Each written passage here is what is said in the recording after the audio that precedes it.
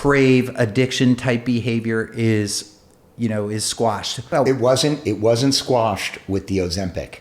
I could smoke all I wanted with Ozempic. Right. On Zepbound, I'm literally about 1/10 of my smoking consumption.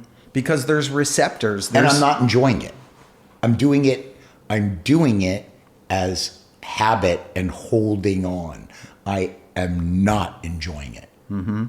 And the reason for that is that what happens when we do pleasurable things? Well, we have a dopamine reward center in the brain. Okay? You have it's called the VTA. I'm not going to even get into the scientific name for you. VTA produces dopamine. You smoke a cigar, Richard's brain says, God damn, that's good. Dopamine surge. Goes to the nucleus accumbens. Nucleus accumbens says, wow, that really feels good. Let me tell the frontal cortex, tell this to smoke another cigar. That feels good. Now let's take another drug that we're both familiar with, meth.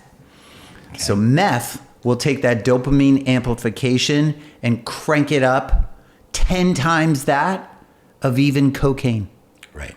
So you get this massive surge of dopamine. That's why people that use methamphetamine are hooked almost immediately.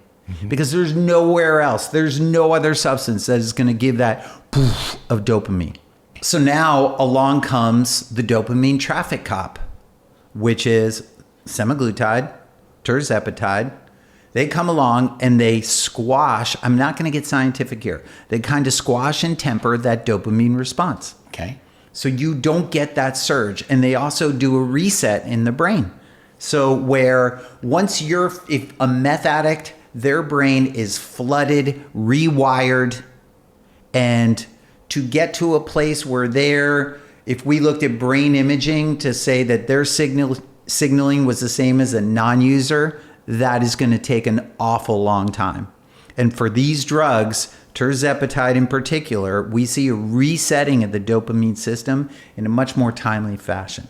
So that's why when you're doing these behaviors that normally gave you, boom, a surge of dopamine, you're not getting that nearly as much.